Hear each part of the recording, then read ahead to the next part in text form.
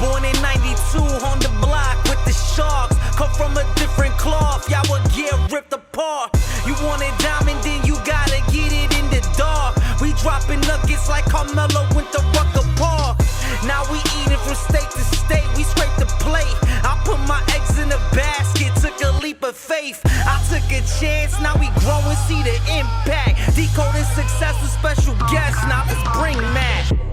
Welcome to the show, ladies and gentlemen. Episode number 201, another roundtable after a month hiatus. We are back to bring you some fire, requested topics, all of that amazing questions and all that good stuff that we received from all of you is on the way. Today we're back with our boys, Andrew Meditz, welcome back, brother. And Orisses, fresh off a trip from Greece, and Philip Mascia back in the house. If you're watching on YouTube or if you're tuned in from Apple, Spotify, iHeart, wherever you get your podcast episodes, we just want to say thank you. On top of that, while we're talking about gratitude, thank you to everyone who supported episode 1 up until 200. Everything that we have coming, absolutely amazing support we've received, and we just want to say thank you for that. Today we are here to talk about a topic that we were all experiencing, and we actually all experience, everyone that's listening to this actually experiences it.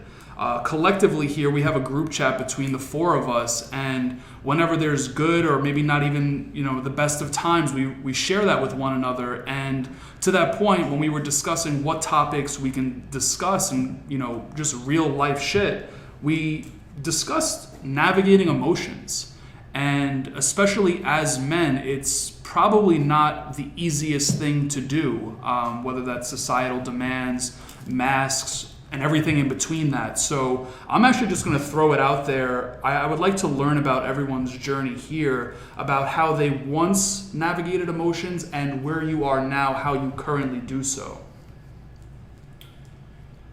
I'll jump in here, and I think it's interesting that we're talking about this topic too, because we were going to cover this in August, and right when we were about to actually have the podcast, and we're going to get super personal here, I had found out that day that my father had lung cancer. So the idea that we were going to talk about navigating emotions, like, and especially obviously that's very heavy. It still is very heavy. It was only 2-3 weeks ago I think we were going to shoot this. It was, I wasn't ready that night, obviously, to talk in general. So that's why usually we've been doing these like once a month, but we delayed a little bit. Anthony took a nice trip to Greece that we enjoyed, that we were all jealous of, which we definitely want to hear about. Hopefully comes up on this podcast. But it was something that kind of hit, obviously, like really close to home. So I thought about it for a little bit, and now the unknown at that point, 3 or 4 weeks ago, was super scary. We literally just found out that day. How you deal with that too is something that I'll probably talk about a lot now. How I was able to, and how I'm dealing with it now, as opposed to how I might have dealt with it even when I was younger or 5 years ago. So wrapping my brain around this, and it's funny because Matt and I went for a run last week, and we were kind of talking about it. I'm grateful for everybody who has volunteered, family, friends, to just kind of help out, and to be able now at this point in my life to actually take them up on that help. Mm-hmm. Whereas in the past, it was kind of like I wanted to shoulder and burden everything. Mm-hmm. So part of it was, I never asked for help. I'm able to kind of deal with everything. Like you want to take care of everything yourself. You might be weak if you're seen as being vulnerable, right? Was how I was in my 20s. And now at this point, it's nice to be able to have friends and family come to you and truly and genuinely you see it, want to actually help you. It's not a burden to them. It's something that they would enjoy doing. We've been super grateful. Who's had, even friends of the family who work in appointments at Sloan who were able to kind of fast track us, cousins who have, oncologists out of state who reached out to Sloan to try to get us the right appointments, friends who are doctors and are giving us advice on what to do, what questions to ask, even just friends like you guys, for example, have kind of reached out and just been like, if there's anything that I can do for you, let me know. Whether that's walking the dog, whether that's, I've had friends volunteer. One of my friends is like, listen, I have a newborn at home. I'm not really exposing myself right now to COVID. If you need anybody who is around to kind of take your dad to, chemo sessions because he's high risk. I mean, just being around that it's weird to say, like, in a situation like this where it's heavy and it's obviously something that we're dealing with as a family. But just to be able to have all those people around me, I'm truly grateful to experience that. And I think when we talk about handling emotions, in the past, I probably would have just completely, kind of gone to a hole, right? That we talk about, like that cave that you go in as a male, and maybe you just don't want anybody to kind of help you out. Just kind of block everything off and try to deal with it yourself. I think now at this point in my life, I'm just thankful to have the tools necessary to be open to help and be able to express how I am and be vulnerable. And even, we talk about handling emotions. A lot of our behavior is learned, right? We talk about that all the time, right? Our parents. My father is the most stoic person I've ever met. He's never, he doesn't rely on anybody for anything really. I've never really seen him angry. Never seen him like super excited. He's just very like even keel all the time. He might be excited, but he kind of controls his emotions and and then kind of celebrates after. Or he might be angry, but he kind of sits on it, thinks about it, and then reacts. So for him, it was the first time I actually saw him like not know what to do, right? Like for the first time ever, and it was like seeing him for the first time. Being able to have a conversation with him and tell him that it's okay to be afraid, it's okay to be vulnerable, it's okay to cry, it's okay to be scared. That, for me, I wouldn't have been able to do before I kind of put work in, or whether that was, reading books like we talk about all the time, or going to therapy and kind of dealing with your own stuff and working on yourself in general. I wouldn't have had those tools to be able to even help him now. So I'm just super thankful that I'm able to be there for him fully, as opposed to maybe putting on that mask of like everything's okay, we're gonna be fine, don't worry about it, and just kind of deal with it like that, because you bury so much, and I've done that in the past, that it's just not healthy, So this episode for me honestly is like super close to home, because it was literally like I didn't even know if I was gonna bring it up. Even before this, I was kind of like, I don't know if I should talk about it or what, but I just felt it was kind of important for the message to kind of get out there that between my father and myself and like just how we were, it's the being vulnerable thing is what's the scary part, and it's still scary for him, but for me, I'm okay with talking about it openly, telling people what my emotions are. Telling them, even going to my dad and telling him, guiding him in a certain way. It's just, it's been heavy to say the least. And I think I'm just, like we spoke about last week, was like Matt and I went for a run, and we were literally just saying like, I'm so thankful for being in even therapy and dealing with some of these problems so that I can be there for him in this way. Because I couldn't have been there before in the past, not knowing the stuff about myself or even about him, how he is.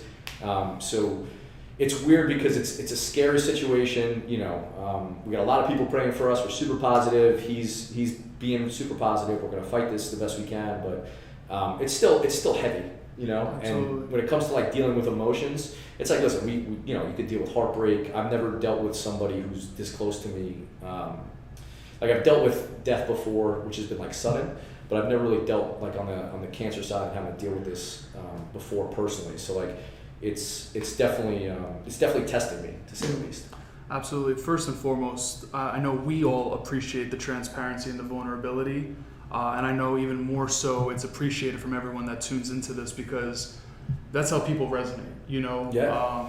I'm sure there's people that are listening that can resonate, whether it's with cancer, COVID, something else beyond that as well. So just thank you for that. My question to you though is, what was it that made you open up, right? Because you were discussing how you would have previously handled it different, maybe in your early 20s or Sure. Whatever the case is. So like, what was it that opened you up so that you no longer suppressed? I've lost a couple best friends early on when I was younger. I've also been through like some heartbreak in my life, and for most of my life up until maybe 5 years ago, 35, maybe about up until like 5 years ago, maybe a little before that, a lot of that I would just burden on myself. I wouldn't communicate it to people. I wouldn't talk about it. I wouldn't tell people. Like when people would say, this is like just in general, like when people would just be like, how you doing? Oh, I'm great, right? And from an outside perspective too, as a guy who seems to maybe have it all together, right? I didn't. And it was because I was burying a lot of emotions, and I was trying to deal with it all on myself. I didn't want to ask anybody for help, whether it was family or friends. I didn't want to vent to anybody. I really had no outlet for any of my stressors. And it was starting to just kind of eat at me. And that was when things started to kind of change. It was probably, I would say it was probably even about like, let's say late 20s is when I started to realize like something's got to change here. So when I started realizing that and going through that process of communicating more is when like my life started to change also.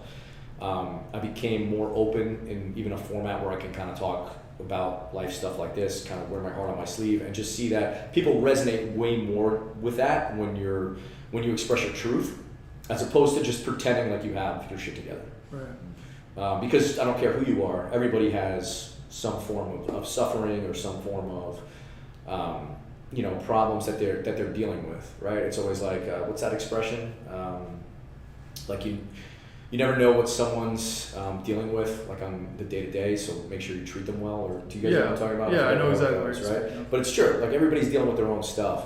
And I think because of learned behavior, because, of masculinity and my father or my uncles or whatever it was, or even not even having, like it's interesting now as I'm an adult, like talking to you guys about this. And we have a group chat where we share our successes, our failures, our stuff that we have that's going on, ask each other for advice. I didn't have that when I was younger, right? It was more just like fart jokes and, like just ball busting, right? So like once I started to kind of change too, you start to attract even certain people who are able to communicate and be on the same wavelength as you also. So I think it came from literally just being at a point in my life, to answer your question, like it came out from being a point in my life where I realized like, I can't do everything myself. And when I started to open up a little bit, right, and like show a little bit of my true self, it's like, oh, okay, this actually makes me feel better, right? Whether it was journaling, right, which has been huge for me. I know we all talk about that in terms of like being able to communicate your ideas. Whether it's meditation, kind of getting your ideas out, letting your brain kind of float around, or even therapy, talking about having a voice, an unbiased opinion, kind of talking through some stuff. I mean, those were kind of the tools that I realized were like making my life exponentially better. Like I felt better every day. Yeah. And even like getting over, I think we all do this to ourselves too. Like there's a certain sense of guilt, right, that you put on yourself through past experiences, right? You don't forgive yourself over certain things, or you feel guilty about certain things. Like, I told you guys this, but like when I found out, it was that Wednesday we were going to do the podcast, I found out Wednesday that my dad had cancer. My mom called me. I was completely like on the ball for her. She was like a mess. And she was like a rock for my dad, right? And then like she called me, I needed to be a rock for her. But then like I didn't have anybody to be a rock for me. Mm-hmm. So like the next day I was like, I told you guys, I couldn't get out of bed. Like it was, and like that's why I respect you guys so much that you reached out to me to see how I was doing. I didn't really tell anybody what was going on. You guys were one of the first that found out. I couldn't get out of bed for like 4 hours. Like I was laying there and I was like starting to even like feel like guilt for making this about myself even, like, which is weird, right? It was like, I felt guilty for not being able to act, for not being able to, for just like this isn't happening to me. Why am I laying in bed for 4 hours? Like I should be doing something, whatever. And then like, because of the lessons that we learned, I think, or even what I've learned, like I realized like, it's okay to feel this way. And that was another thing I didn't know when I was younger. Like, it's okay to feel these emotions. There's nothing wrong with that. Like, you can be sad. You can be depressed. You can be scared.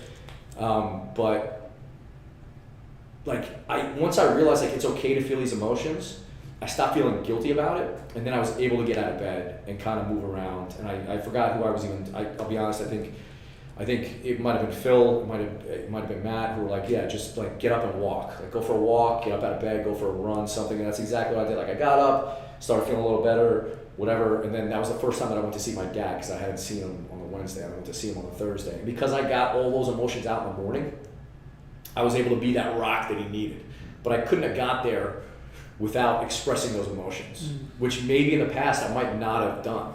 Or I might have bottled up or whatever. So like I kind of needed to get that out on my own, and then I was able to kind of be there for them later on. But it's just been, it's just been heavy, man. And when we talk about dealing with emotions, it's just day by day. Like it's not like it's fixed or anything. Like you deal with this stuff constantly. You have your ups, you have your downs. You just have to kind of develop behavior patterns that keep you positive. Surround yourself with great people. Who are there to support you and help you out when you are at your worst or when you do need help, For sure. What about you, man?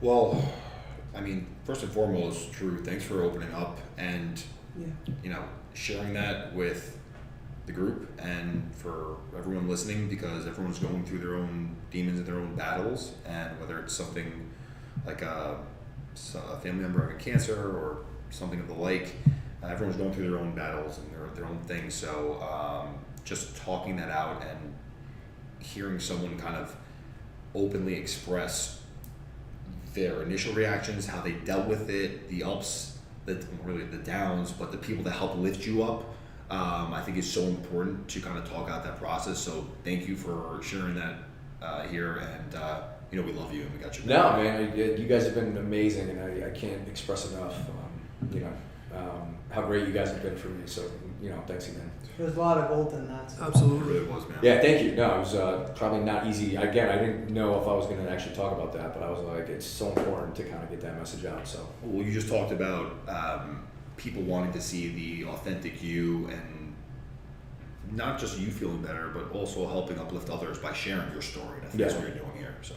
Yeah, and absolutely. I hope that resonates with some people, because I'm thankful that I had the tools ready to kind of attack this when it did happen, and it's never too late to kind of start. And you never know when something's going to happen to you personally or whatever. So, I'm just thankful that I put in this work a little earlier so that I'm able to deal with this more so now, which is an ongoing thing, man. There's no, Well, again, like you, it's growing up, it's maturing, it's graduating.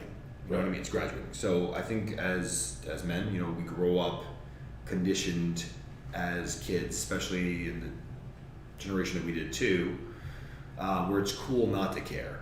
You know what I mean? Like you're in class, I don't really care. I don't really care about homework. I don't care about class. Right. Anything. Like that's what we considered was cool, was not giving a shit. And then you graduate, and I don't mean in school, I mean in life. And then you realize the complete opposite is true. It's actually way cooler to care. Yeah. And if you're still stuck in that mindset of not giving a shit, you're kind of a douchebag. Whether you mean to be or not, whether it's ill intent or not, it's usually not. It's just conditioning. So I think that comes with, oftentimes it doesn't just come naturally. There's oftentimes an event, a life-altering event that happens. And whether it's something like, you're going through now, and obviously you put in the work prior to this, like you just mentioned, but sometimes that's what we need. We need to almost be shaken up and snapped out of our daily routine to reprioritize, like what's really important in my life. Like, is this all facade? Because a lot of times we all live through facades. Like, yeah, like you mentioned, man, like I've done it too. I've done it plenty. Like everything's great. Everything's amazing.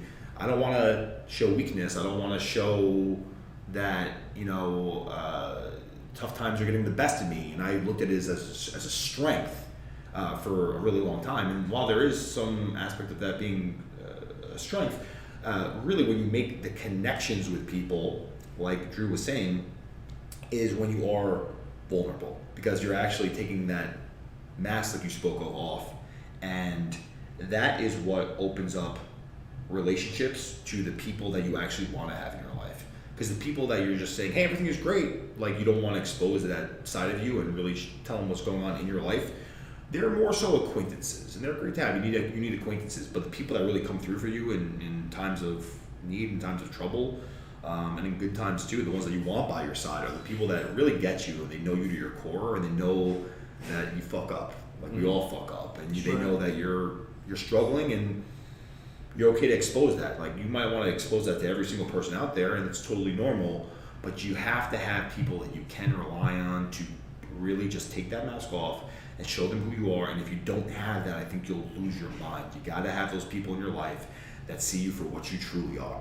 And I think a lot of us have kept people in our circles. I know we've talked about this before, that, you know, it's almost, we're creatures of habit. Like we are loyal guys and we don't want to like diss anybody. You know, I know this kid from the neighborhood from when I was a kid. I can't ditch him. You don't have to necessarily excommunicate him from your entire life, but as you get a little older and you really find out who you are and you realize how different you truly are, you're not going to keep coming to them for all this stuff. Like, yeah, I have plenty of friends that we can bust balls. There's no shortage of that. We have plenty of friends that can talk sports, bust balls, bust chops, you know, knock one another and have some fun. But as you get older, I think there's a select few people that you really can be like, hey guys, like this is what's going on, and I don't care how it sounds, and I don't care if I sound a certain way or even if I get teary. Like we tell each other openly. Like, and I told you guys earlier a story where I went to a certain place and I was moved to tears by it because it was so moving. I don't necessarily have to share that with every single person I know, but when you're comfortable enough to even say that without having to think twice, I think you found your tribe. You found your squad. I just told everyone, by the way. Yeah, I did. Well, it's true. It's true. Well, I did. You know, there were certain times where you get moved by a moment. It's okay to feel. You know, I think again, another thing, men are so conditioned to bury emotion, bury it, like have it deep down within you and don't express it. But when you're doing that, I mean, are you being yourself or are you being somebody else that you think society wants you to be? Or, you know, you're not being true to yourself. So again, it comes down to, like I talked about, authenticity and just also filtering out the people that are really important in your life and who you really are who are your ride or dies, and who are the people that are just like your acquaintances. Agreed. I could speak on it very close to Drew's example, and I actually did the complete opposite, mainly because I just wasn't equipped enough at the time. So that's why I really respect the way you've handled it thus far, especially in your specific scenario, because as I've told you, you've done exactly what you've needed to do. Like as a man, like you really have, not even just for your father, but for your family and also for yourself. When my mom was diagnosed with cancer, as you mentioned, very heavy, dude, I ran. Like I literally ran so far away from that because I was scared. I had no clue how to handle that. How long ago was that? I was in my early 20s, so I'm 28 now. That was probably before I turned 21. Yeah, you were a baby, man. Yeah, like, yo, it's really crazy to slip. And it pretty much goes back to what we asked. Like, how would you have handled it in your earlier 20s versus now, you know? 100%, yeah, it would have been entirely different. I probably would have reacted the exact same way. Exactly. Yeah. So, I could resonate with what you said on a super high level. It's just you could completely go the opposite. You know, you could try to bury it with, you know, bad things, or just try to hide the pain, you know, whether it's drinking or just distraction or whatever. You could totally try to do that. Absolutely. For me in that moment, it was actually make as much money as possible because I thought that's what was going to heal me. It wasn't even just heal me of what my mother was experiencing, but also all of the trauma that I have experienced throughout my life to that point, which I never tended to, you know? So I think that's, you know, it's a testament to see where that shift happens in an individual's life.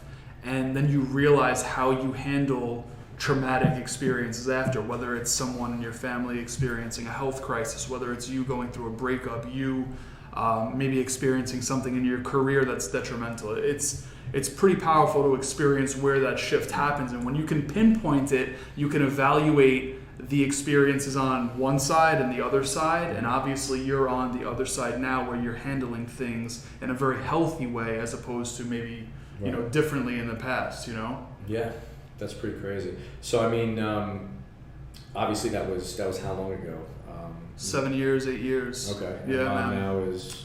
Yeah, she's good. She's absolutely good. Obviously, there's other things, though, that need to be navigated from an emotional perspective, including my relationship with her. I don't want to say a horrible relationship with her, but it's a relationship that needs healing, and healing doesn't come from one person.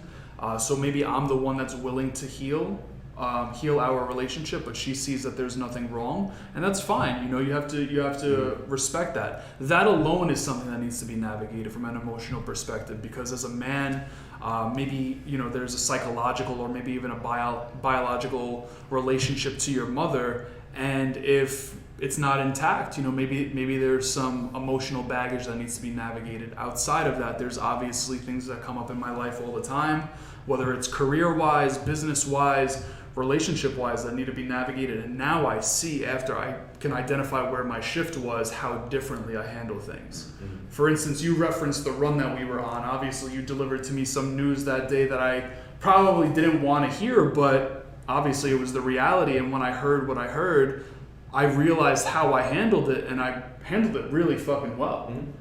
Even last Friday, as I've alluded to, I had an opportunity to work with a startup that kind of fell through after a conversation with the CMO of the company. And instead of going out binging on Peronis like I'm doing right now, I literally just took my journal to a cigar bar. I went by myself. I sat there. I journaled. I literally talked about everything I was feeling, the good, the bad, the ugly. And I just sat there, smoked my cigar, paid no attention to anyone except for Dino from Cavo. I said what's up to him, and that was it. I was on my way, So like seeing the difference after the shift it's actually a beautiful thing. It truly is. I want to talk about Phil quickly, not even quickly, just in general, and then I want to talk about a few other things, because obviously all of us here have experienced blocking, suppressing of emotions. Mm-hmm. And then obviously a few other things that fall into it. So, Phil. Yeah, I mean, you guys all dropped a lot of gold, a lot of beautiful stuff. I think something in addition worth noting is that when we talk about navigating emotions should be difficult. Why? Because it's something that we never dealt with before. If we did, it would have been easy. So whenever I, have a hard time dealing with something, it's like, well, I'm not a pro at this. And it goes back to thinking that you should know all the answers. And a lot of times in my life, I just thought, you should know this. So guilt and how come I don't know this? I can't ask for this, because then I'll be seen as weak. I'll be seen as the guy that doesn't know what he's talking about. Who's going to respect him? Or maybe you've had a chance or many chances in your life where you were the person who knew something, whether it be career, relationship, business, life, health, fitness, anything. So I think it's just realizing. You don't realize it in the moment, but it's realizing that navigating emotions is not supposed to be easy. Because if it was easy, you wouldn't have to navigate it. It's that simple. Right. And so you're navigating something you never dealt with before. In the moment, I'll talk for myself. I'm hard on myself, but you really need to learn to handle it with grace. So you do not need to make a decision on this emotion or this situation in a heartbeat. Like, you can play it out. You can see how you feel. You could ask people for their advice. You could do all this stuff, but ultimately, we talk about the tool bag and meditation, the journaling, the breath work, things like that. But it's going back to your own set of tools that's going to help you, navigate it more so than any other outside opinion. But also not putting so much pressure on yourself. Like, I need to have the answer now. I notice whenever I do that, I make it harder on myself. It's okay to not figure it out right now. There's no timeline. I'm just making it up in my head. So I think that guys in general, women, everyone, you can navigate anything. It's just that some are easier than others. Some take more time than others. And so what you guys all said earlier, you'll navigate it in a more streamlined way. The more mature you get, the more self-reflection you've done, the more self-aware you are, you'll navigate it better. But don't beat yourself up for how you're feeling, is what it comes down to. Right. And I think that's what I've learned the most. And then the next time you navigate an emotion, it's gonna mean that you haven't dealt with it before, which means you're just stepping up the ladder of life problems, issues, which just means that you're becoming a higher end human being. Right. I didn't know this all back in the day, but this is what I've come to realize.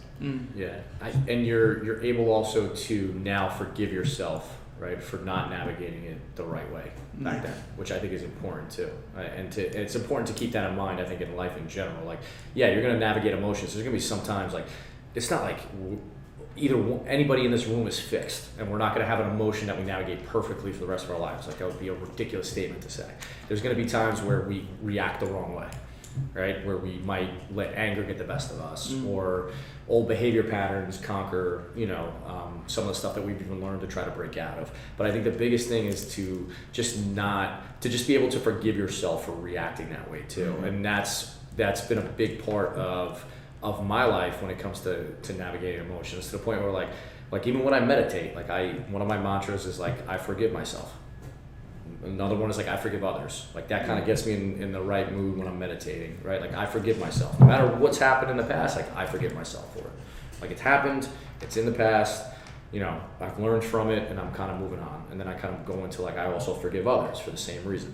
Like, it's one of those things that kind of just resets me when I'm meditating. It's like one of my mantras that I always kind of try to preach. Yeah. I think that's one of the struggles too, is finding that balance, because we'll study meditation, or we'll study, being Zen, but then at the same time we learn of these great competitors, right? Like an MJ, and they have very different philosophies and outlooks on life, and we have different sides. We're multifaceted. We have a lot of different sides to us. Mm-hmm. So it's trying to balance the situation to figure out, like, all right, how do I act appropriately here? Do I stick to this one? Do I try to stay calm and zen in all situations? Do I, go ultra competitive and hard on everything? And that's not how it is. It's a case-by-case basis. I dealt with a situation not that long ago, and then you guys are aware of it, where I think I've, in the past, certain situations that might have bugged me, I would have reacted like I would flip easier. I was never a person that, like, I'm not a grudge holder, and I don't get mad for very long. I get over things very, very quickly, luckily. But, even things that might in the past have ruined my day, I shake them off a lot quicker. That's come with practice, that's come with time, that's come with maturity. Long story short, some guy was driving on the LIE, guy hits my car, just drives right into me. I look at him, I go, hey, pull over. We pull over, and guy was very apologetic. So sorry, let's settle this. I don't want to have any issues whatsoever. Let's do this amicably. Get his insurance, shook hands. I go, are you okay? And he's like, yeah, I'm okay. Are you okay, man? He's like, I'm good. He's like, I'm just, we said, we're just glad no one got hurt here. I'm like, what a good guy. And what a mature way to handle this. Because I got to tell you, 10 years ago, Anthony would not have reacted in such a way. I would have flipped out on the guy. I would have gone nuts. I would have lost it. That was almost my default. And I would have felt bad after, because I always do. Yeah. Greek guilt. Similar to Italian guilt. Yeah, it's similar to Jewish guilt. It kind of all goes in. All very similar. All ways, and that guilt's always embedded in us somewhere in our DNA. Long story short, I call this guy. We're settling insurance, and he admitted it was his fault. And all of a sudden, he flipped the story. He's like, I don't know what you're talking about. You hit me, and now I'm injured. And I'm like, this is the same guy that when he hit my car, he was apologetic. We shook hands. We looked, for me, I've always been a handshake is a contract type of guy. And when we shake hands, we make eye contact, and we're like, hey, we're good. We'll settle this like men. And you go and change the story completely because you think you're going to create insurance fraud. And now all of a sudden your back hurts, your neck hurts, and you're trying to flip the story. I lost it, dude. I lost my shit on this guy. I'm not going to say what I said, but I lost my shit. And he got the message loud and clear. And in that moment, it felt good.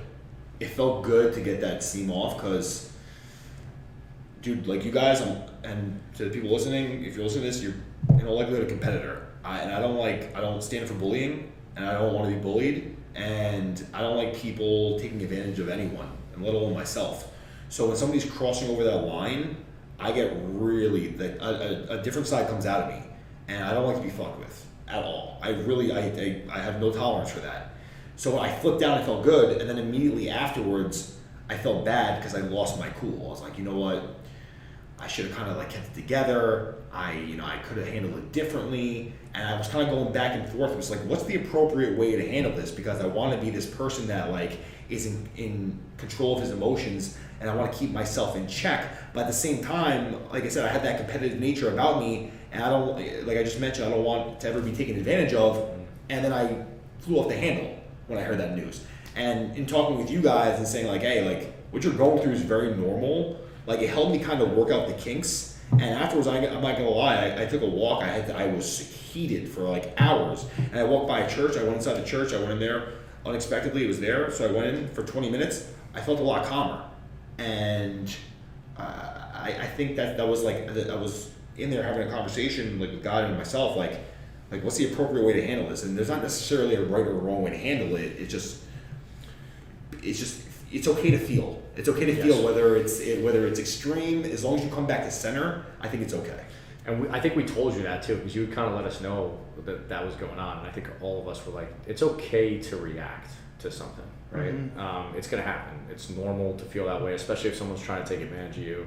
And obviously if there's always like being in control, but then there's like sometimes, you know, when somebody tries to take advantage, like you said, if there's bullying, if there's violence, whatever, I think I go back to the quote where it's like, it's better to be a warrior in a garden than to be a gardener in a war, to some extent, right? Like you got to stand up for injustice when injustice happens. At that point, it is what it is. But it's important for you that you realize too that you were getting a little bit out of control and you recentered. Like that's the more important thing than anything, right? Because like we're gonna react no matter who we are, right? We're not the Dalai Lama, right? We're not. It's funny. Matt gifted us The Art of Happiness by the Dalai Lama before the podcast, right? We're not the Dalai Lama, right? We might read the book, but we're not gonna react, right? I don't care how many times, right? Read the book, audio book, right? I don't care, leave it on while we're sleeping, right? It doesn't matter. We're not the Dalai Lama. We're gonna react in a way sometimes that we're not happy with. Right, whether that's in an incident where someone's trying to take advantage of us, whether that's in a relationship, right, where maybe old behavior patterns pop up and we did something that affected the relationship and we feel guilty about. The most important thing is that we realize that behavior is there, I think, and then we address it and kind of move on from it. And again, like I said before, I think the most important thing too is that you don't hold on to the guilt of that. Right. Like you're able to acknowledge the behavior, realize that it's not something that you're okay with, and try to learn from that, I think is the most important thing, no matter what kind of situation that you're in. Right. So how do we go about accepting how we feel, but at the same time controlling how we feel? That's tough. I mean, like, for instance, in your situation, obviously you felt angry, probably upset as well that this guy was... Rage, yeah. So rage is actually a scary topic. Yeah. There's a lot that's buried under rage. Oh, yeah. Well, we could probably talk about that. That's actually what I was going to ask. Were there any other extenuating circumstances that were going on in your life that might have led you to react that way? Yeah, rage is... Right. Like if rage was the reaction, then there might be some other stuff that was kind of going on. Unresolved, stress from work. Honestly, what I think it was is just having faith in humanity, and then, like I said, I think, and then almost losing it in that moment, because you go to a stranger, and like I said, the handshake deal of just like, hey, two strangers coming together and just like having an understanding with one another, just kind of like honesty policy, and then someone seeing an opportunity to make a little money through insurance fraud. I was just like, that ain't it. I had an employee who worked for us who I'd like gone out of my way in terms of like trying to mentor. He worked with us for 2 years. Like I used to take meetings with him to try to help him out. Like we've like developed like a personal relationship with this employee. Like he was a manager for us, whatever. And then he ended up, let's just say, like doing something very unethical and then going to work for one of our competitors. So my initial reaction was like go to war, right? It was like, I'm going to get my lawyer, he signed the non-compete, I'm going to go after him, I'm going to sue him, I'm going to do this, I'm going to do that. I was like on a war path. Like I put on my helmet and I was ready to go to war. Like I just lost it. I just let my emotions get the best of me. Like everything was like, I'm going to put all my energy into this. Like it was just like, and then like I slept on it for like 24 hours, 48 hours. And then I was like, dude, karma is a real thing. Like it is. I don't care what religion you are or whatever. Like it's going to come back to this like kid and bite him in the ass. Like it just is. So my outlook on it was like, eventually it was like, I'm going to put resources and money into trying to just go after this employee just for what? Because my ego was hurt a little bit. Yeah, he did something unethical. Was it illegal? No. Am I more hurt personally than I am even in terms of like how he hurt the business? Yes. Is that why I'm reacting the same way that I am right now? Yes. So like I finally got to a point where I was like, listen, like my attorney was like, dude, you really want to go after him. Like, you realize like it's going to take time out of your day. Like instead of being productive and putting into growing the business, you're going to be taking weeks, like with a deposition and whatever else, trying to go after this one person. For what reason? Because your ego's hurt a little bit. And like, even hearing that outside perspective, I was like, yeah. Like, but younger Drew might have like went all in on this kid, you know, like it's actually something you and I talked about last night on the way to Long Island City when we were driving.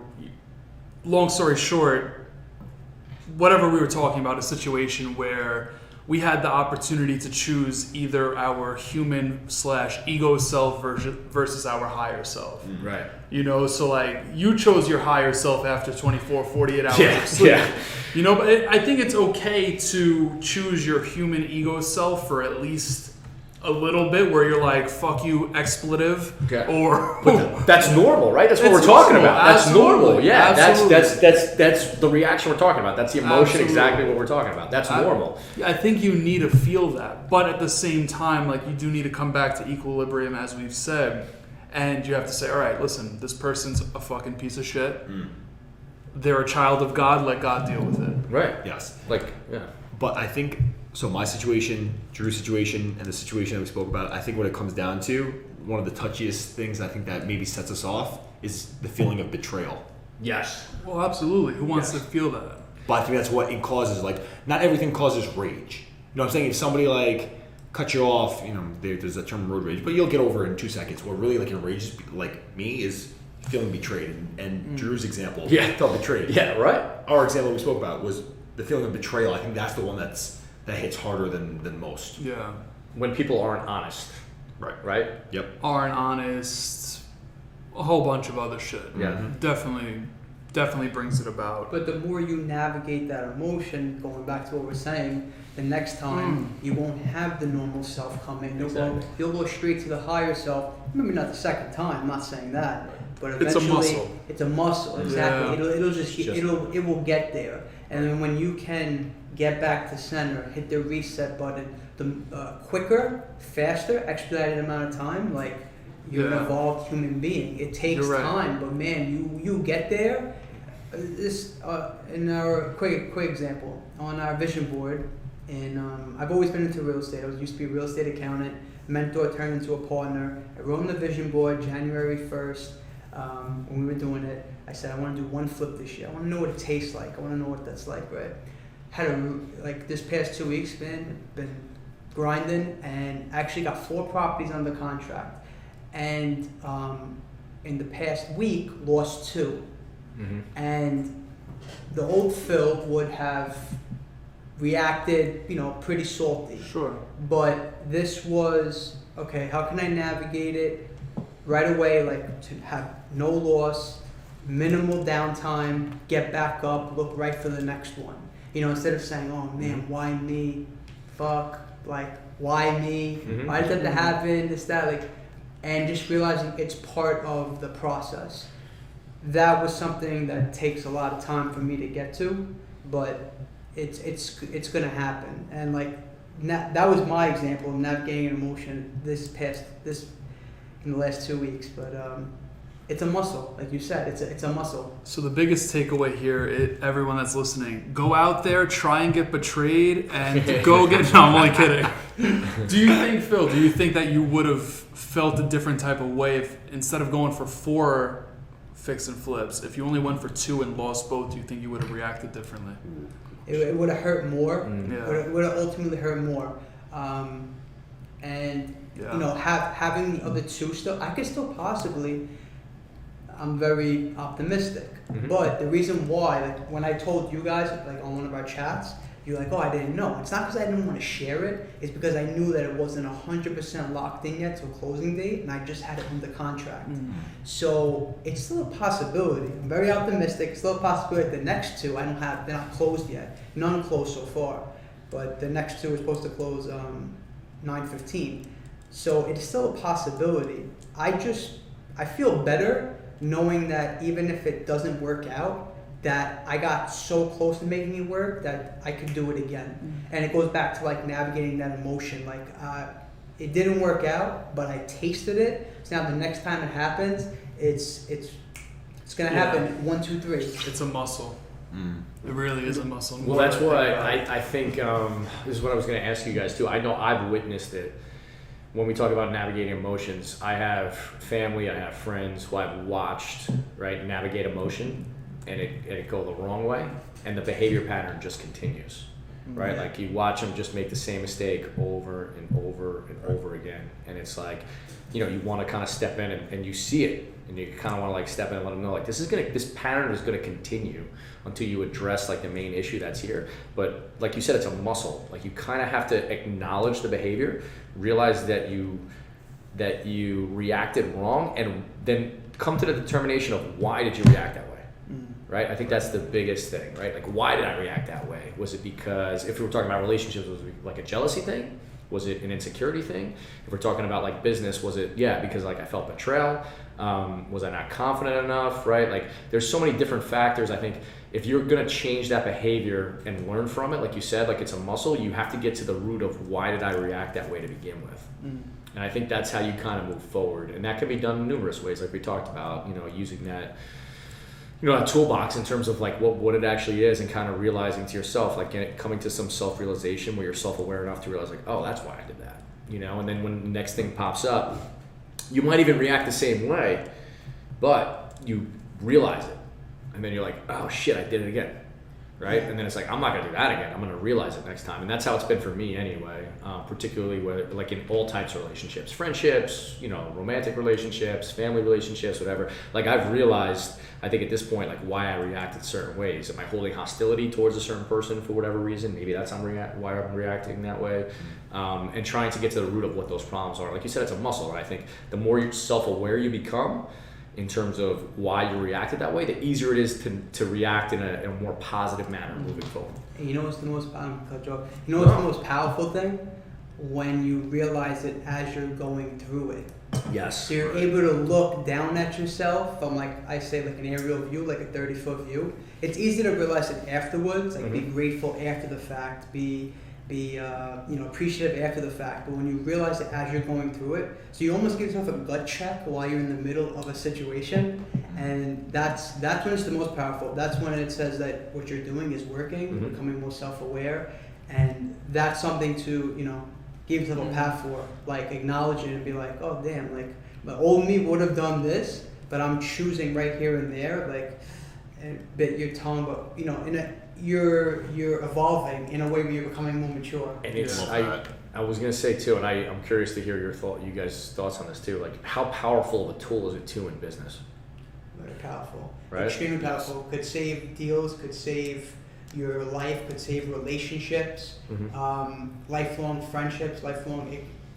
It's all this is how you do one thing is how you do everything. Obviously, we all know that quote. This is all universal. Is all universal. Navigating emotions in business, whether you lost property, whether you lost, knock on wood, a loved one, whether you lost a girlfriend, like it's all the same muscle. It's how do you react in the situation. Right. Yeah. One thing Bruce Buffer said on the show, which really ties into everything we're saying here, especially with the whole muscle talk of like navigating emotions. The lesson you're supposed to learn from something is going to continuously repeat until you actually learn it. Ooh. Yeah, that's a good one. So that's like until your muscles actually build. Did he give an example on that? I didn't listen to that. I have to go back to it. Yeah. What episode was that? I threw a little plug in here. 195 plus. It. It's like one of them. I don't remember the exact number. Did you make him do his line or no? Ooh. It's time? Yeah. I actually did it. What was it? I have to listen to this. I'm so bad. I didn't do it to the extent he does it, but he started laughing. Right. We're actually releasing that on YouTube a week from this. Awesome. Yeah, I did it in the beginning. We were both laughing. But he didn't necessarily give an example. He was just talking about learning the lesson. And I'm sitting here listening to this conversation, obviously, as a part of it. And I'm saying to myself, you know what? I've had numerous instances in my life where something has popped up in a situation where I've had to navigate emotions where I just didn't learn, and they kept coming back, And I think I honestly just think it applies because so for instance, in relationships, right, I'll bring this up. I was getting treated very properly, like the way that I deserved to be treated from many women in my life, but I fucked them over because I didn't believe that's how I deserved to be treated. Right, that's a whole childhood thing. Mm-hmm. So obviously I had to deal with losing someone, et cetera, et cetera. And then on the flip side, I treated someone great, got fucked over, et cetera. That kept popping up in my life until I realized it. Like until the lesson was finally learned, right. Until the work was finally done. You know, so like that stuff, it comes about until you build those muscles. Right, and I think Phil actually said it perfectly, ties into your example and what we've all been talking about this entire podcast, is recognizing it. When you get to the point where you recognize it while it's happening, that's like you're a different dude. You're a different person. It's a secret weapon. It's like you have a superhuman power. Yes, that's what I was talking about in business. That's exactly what I was talking about, right? It really is like it's like you're given a gift. Yeah. Instead of like, 2 years ago I should have acted differently at that, and we do that, right? That's normal. Sure. But then you use those examples to get to current day, to get to now, to get to the present. And when you can, whether it's delayed by, it doesn't have to be in real time. It could be delayed by hours, days, even weeks. But as long as you're catching it in the moment, and when you find yourself catching it in the moment, that is a superpower. That is like you are elevating your status. You're on the right track once you get there. I actually found myself in that situation today. So I had a client call who was upset about service, right? And maybe like in a normal circumstance, like it just so happened today, like they asked for me specifically. As a client I've had for like 10 years, like a lot of the newer clients don't necessarily look for me, right? But like when you're building the business, it's like, they want to talk to Andrew or Mike, right? Me and my business partner. It's like one or the other. So in the past, right, when you're dealing like with a complaint or something, right, maybe your ego takes over. Maybe you're just like, this is like one of my smaller clients, right, where I just might literally just be like, I don't care. And like I feel bad saying that, but like the company's at a point where it's like, listen, we have some really big clients, we're doing well, et cetera. Like he's complaining about something that's like minuscule, it's like not even anything, whatever. But like he wanted to talk to me specifically. I got on the phone with him, and then like while the conversation was going on, I literally was just like, okay, here's how I would have reacted in the past. Here's what he needs to hear. Like, I'm just going to let this guy talk, not say a word, right? Like, so instead of letting emotions get anything, I went super stoic, right? Like, and that's what I think is like a superpower, where you're not reacting to anything. You're kind of just like above yourself, looking at the situation and then thinking like, which way do I want to kind of navigate this, right? So I just kind of let him talk, right? Let him talk. And then like I kind of listened to him for a little bit, and then he's kind of doing the whole thing. He's like, "Are you there?" Right? I'm like, "No." I wanted to hear all of your complaints. Like I wanted to make sure that I addressed everything. And then like you kind of pick up like personality cues about like what they want to hear, etc. So like I went into, how it's really hard right now to hire, and like he's an older guy, so it was like, these kids today on their cell phones, they're very hard to train. Like, because I'm dealing with like this one particular job is like a lot of like college students, whatever. I'm like, these kids are always on their phone, et cetera, right? And then like by the end of the conversation, he was thanking me and ready to sign up again for next year, right? Like, and I thought this account was probably lost at this point, right? Because like he was upset about some stuff, but like I literally was able to just like kind of just like float above myself, and then instead of just reacting to the situation, think about like, okay, how do I kind of want to navigate this, right? Take ego out of the question. What is in the best interest of the company? What is in the best interest of like what this guy wants to hear? And then kind of react that way. And like I literally felt that way. I hung up with this guy, and then like I said before, it's like it's almost like a superpower.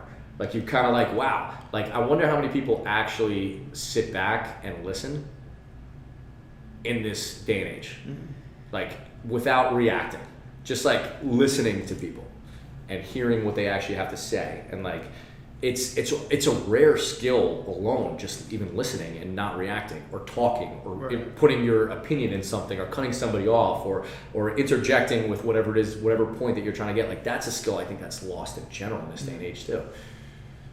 I think in order to speed up the process, you have to slow down. So somebody told me this. Ooh, I like that. When somebody told me this when I was interviewing, he's like a life mentor to me. I love this guy. And I was going on these interviews, and he's like, all right, I'm going to do the mock interviews, which are always uncomfortable and like, I'll shine when it's the actual interview. But it's like, you're going to do them anyways. We're doing these. So I'm like, all right, let's do it. So he sat down. He asked me a bunch of questions. And as he asked me the questions, I was really quick to answer. He's like, he's like, why do you feel like you have to respond the second I stop talking? I'm like, I want to be on the ball. He's like, slow down. He goes, give yourself 5 seconds so that way you can kind of dictate which direction you're going to go.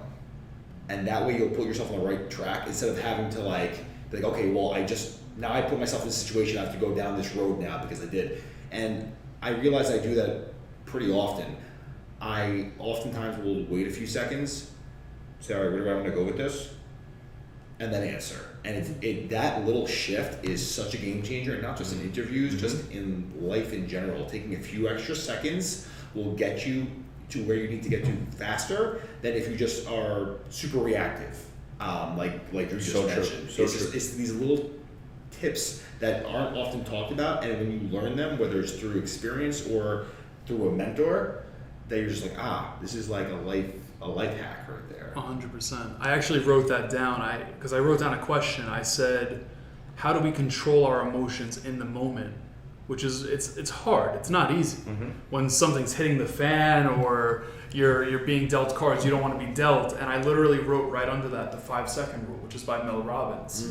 I never read the book, but obviously I know the rule. It's like, and there's another rule. I actually learned it from AJ. It's I forget how it goes. It's like, if it's not going to matter in 5 years or 5 minutes or some shit like that, don't let it last for 5 seconds or however the fuck it goes. Something like that. But I agree. If you can apply that 5-second rule, maybe 10 seconds, something for me, maybe 20. Yo, it changes shit. It actually really fucking changes shit. It does. I think they say too, like the more comfortable you are around individual, the more comfortable you are being silent around them too. Big time. Yeah. Like if you see like you're in a room with strangers, like it's just constant talking, right? Because no one's actually comfortable just being silent in front of that person. Yeah. It's kind of crazy. That's another factor too, is the awkward silence. Like in your scenario, like you were probably trying to kill at least. I was. Yeah, the awkward silence, yeah. Right, but then I realized that, you're setting the tone. Instead of like the situation controlling you, you're taking control of the situation by having that little period to kind of almost like bring it to your speed. So you control the tempo by doing that. I like that. And something else that's powerful is when you hear something that you don't necessarily like or you didn't want to hear it that way, you can either fight as to why that was what it was, like try to change it, or just say to yourself, this happened, what is the best route to go from what I just heard or learned? Because a lot of times as soon as you hear something you don't like, you want to fight it. You get defensive, you want to push back. You're like, no, like I can change this.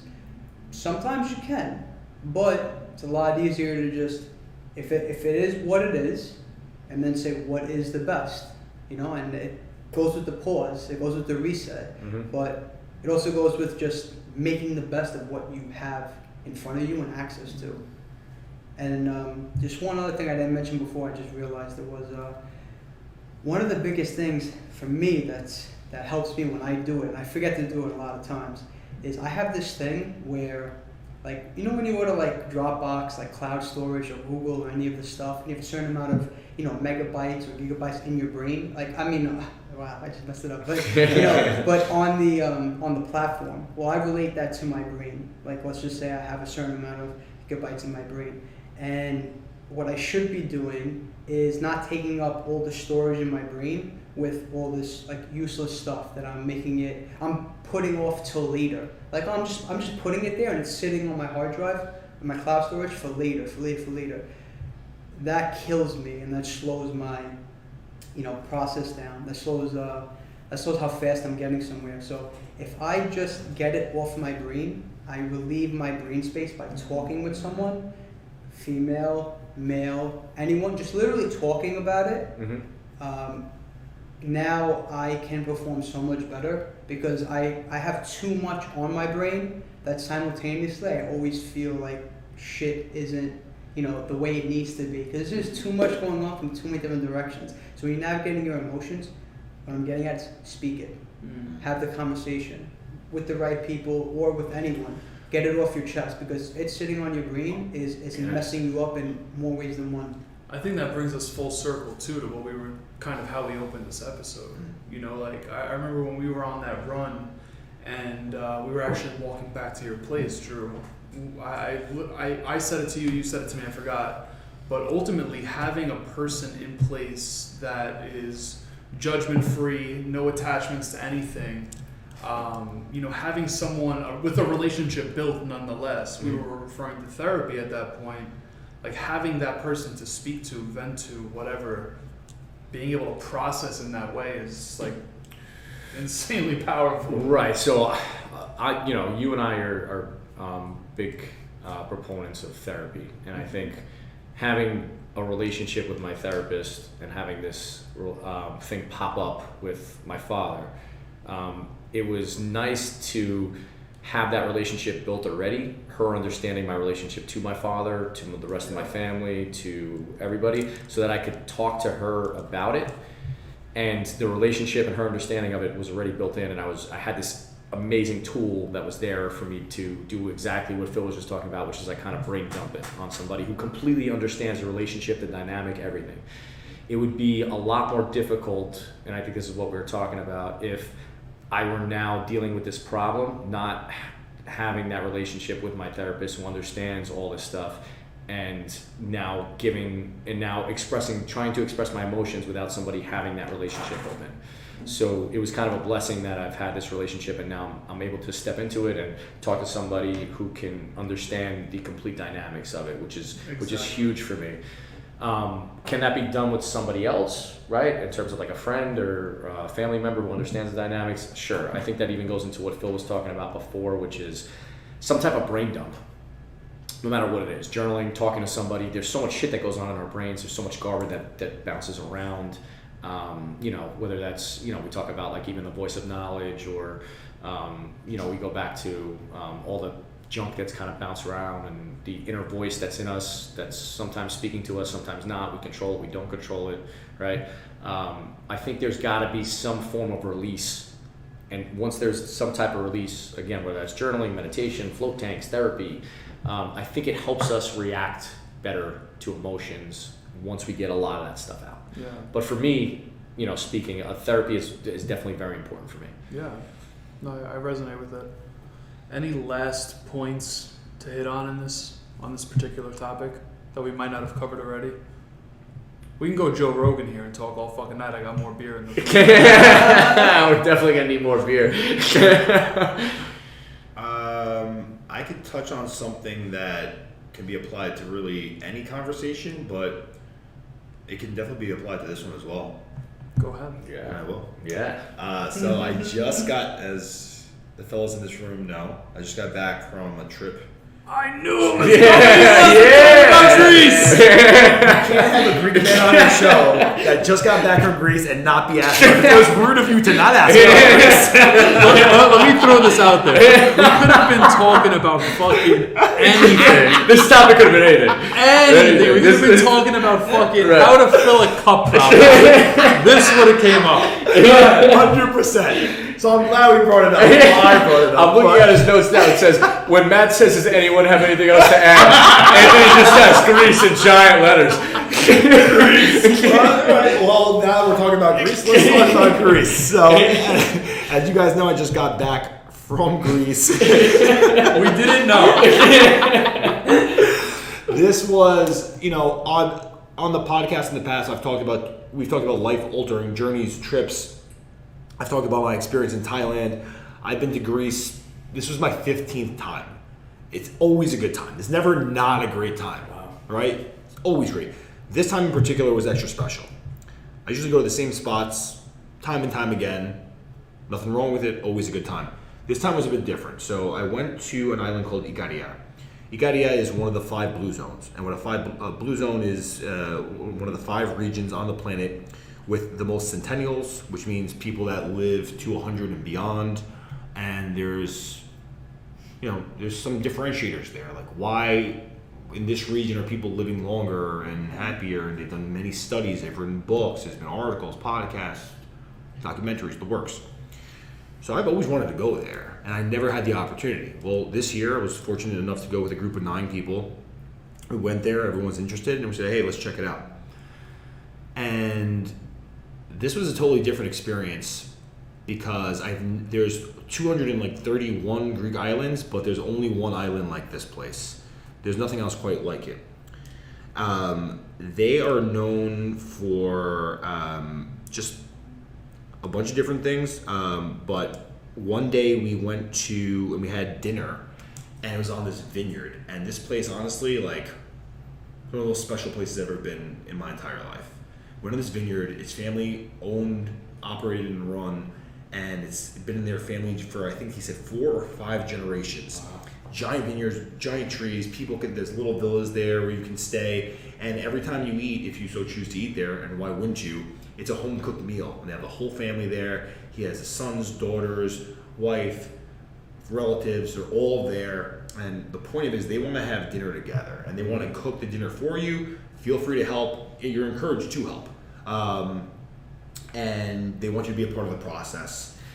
And it's things like that that make any experience so special, is doing things together. And I think sometimes in our culture here we get lost in individualism and independence, which are all great. But I think sometimes we lose that sense of community here, which is a big issue, especially in like New York City, where I don't even know who the hell my neighbor is 2 houses down. I have no clue. Mm-hmm. I don't know their name. I think we've waved hello a couple times. So we're at this dinner, and the guy at the head of the table, who runs the place, he's sat at the head of the table, and this guy's like the guru. And he's like, feel free to ask me anything and everything you want. Sits at the head. Had a really stimulating conversation, talked about a whole number of things, which I could get into, but what I want to get into right now is his wife, who's so charismatic and cool, full of life, sits down at the table and says, I know my husband's been talking for hours on end, but she's like, I kind of want to share something with you guys. I'm like, oh, please do. And she's like, I want to share with you, I've been thinking about it lately, I want to share with you the 6 rules to live by in Nicaria. And I'm not kidding you, I busted out my phone and I was like, I'm going to talk about this on the podcast. I was like, yo, I want to share it with you guys, and I wanted to share it on the podcast because you get a tidbit of information that's gold. I'm like, I want to share it. I want to share it with my friends. I want to share it with the audience. I want to share it with whoever wants to listen. So she said that these are the 6 rules to live by, and this was, in her opinion, why they have a higher life expectancy than others, and here are the 6 rules. Ooh. Rule number 1, and she said, she put this one at the top. She goes, one of the biggest things is, like, in Nicaria, it's kind of known that we look forward, we don't look backwards. Mm-hmm. They don't have, no one wears a watch there. And if you wear a watch, it ain't the right time. Except for twice a day. It ain't the right time. How'd you know what time to go for dinner, bro? That's wild. Yeah, people were late, but everyone's late to everything there. When you get served food, like we waited. There was no one. We went to this one other restaurant. It took half hour to get our food. There was no one else there. They had no one's in a rush, but also there's no stress. It's an extreme example, but it's how they live. So one thing she said is like, we do not live in the past. So there's one thing in the island of Nicaria that everyone can agree on, no matter if you came to our house to have dinner or anyone's house, everyone will agree with you. We do not live in the past. We stay present and we look forward. We forward march, we don't march backwards. I love that. That was the first one that she put at the top. So that's heavy. Think about that. Of all the things she said, that was the first one. The second one, she said, keep good people around you. Your community is key. And that means a lot because they have dinner together as a community. When they get together, they have coffee, they have meals, they all hang out together and they vent to one another. So they don't have traditional therapists, but the therapy is the quote unquote the hood, the village, the people that are just like, I can come together kind of like we're doing now, openly speak. And if you need something like this, right? You need, whether it's a therapist or whether it's a group of friends or anything we alluded to earlier, you got to have a place where you can come to. Phil talked about it earlier, data dump. You got to get out there and just let it all out. You have to, or it'll eat you alive. And because they don't let things fester and they release, they have a very clean conscience. That was 2. 3, she said the Greek word, pistis. Pistis means faith. She goes, you have to have faith. She goes, I don't care if you want to call it God, Jesus, Buddha. She's like, higher power, doesn't matter. You have to believe in something that's higher than yourself, or else you'll start questioning things in this world, and you will not, like, I forget how she phrased it, but basically she's like, if you don't think of something that's higher than you, beyond you in just this lifetime, she's like, you'll start to view the world differently in a more cynical way. That was 3. 4 was to keep your family close by. Now, whether that's in location, doesn't mean distance or proximity, but really like keeping in touch, staying in touch with your family. They're a very tight-knit family unit. The whole family's there except for their son who lives in Baltimore, but they talk to him, every couple of days. They're always in constant communication. They FaceTime. They stay in touch. So you don't have to, live in the same town as your family, but keep them close by. A big thing that was 5 is they have daily exercise. And I'm not even talking like lifting heavy weights, but every morning, and he's stressed. They're all fucking jacked. No one's jacked. But every morning, they say after their breakfast, they go on a long walk. Every single morning. They walk, they do lift things, think they're doing work in the field, in the yards. That's their exercise. And for that reason, they're in great shape. And that's important, especially because it boosts your metabolism in the morning, too. And everyone on that island, everyone is thin. I didn't see one overweight person there. You said you lost weight. I lost weight. And you ate a lot. Right. I ate nonstop. Right. Yeah. And the 6th and final one, number 6, was focus in and narrow in on happiness. Now, the Icarians, in general, are renowned for, healthy living, but no one parties harder than they do. And I love that, because I'm like, all right, we have all these rules of do this, do that, but you know what? They let loose, they let their hair down, and no one has better parties than they do. They have the wildest parties there are. They dance their asses off, and they have a fun, unique dance that they do, where everyone comes together, and they, instead of going to the bar, they all hang out, they dance in this big circle. They do this giant dance, and they're big on their culture is dancing. We talked about the food that they eat and all that, but also another thing too is they drink. Like, they don't drink, I assumed that when you said they party. Oh, they I think they go hand in hand. No? Cheers to that. They drink. And at dinner, I was kind of, not this guy in particular, but other people that we saw, really old people, I was just kind of like observing. I'm like, yo, okay, they're having a glass of wine with dinner, 2 glasses of wine, 3 glasses of wine, waiter bring us another. Like, they didn't stop. But you know what? When you have everything else in check, and that's kind of your little buzz and escape, and it just adds to like the overall atmosphere, that adds to the overall happiness. Yeah. So those were her 6 principles and rules to live by. And I just wanted to share that with you guys and the audience that's listening. And I thought that was pretty cool to hear from someone that she said her mom was. I think she said her mom was lived to 110 or 111 years old. God bless. So that's amazing. Yeah. So I just wanted to share that with the audience. I appreciate it, man. And I'm glad we're ending this episode on that note. I think that's. He's so hyped. Oh man, that's great shit. That's great stuff, gentlemen. Episode 201. Yes. Hey, Thank you congratulations, guys. my man. Yes. Oh, thank you guys for being a part of it. 200, yeah. Thank you guys for Yes. being a part of it. I'm definitely grateful for that.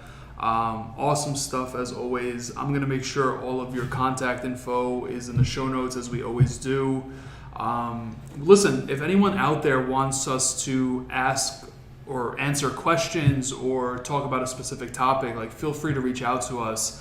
We've been putting it out there on social just to make this feel more inclusive. As always, we are a community. You already know that. So if there's anything you want us to talk about, dissect, decode, etc., let us know. We would love to do that. Drew, appreciate you, brother. Thank you again for Pleasure, being man. here. Thank you Good for to being see you guys vulnerable. again, yeah. And thank you, as always, for your Tales of Greece. your tales.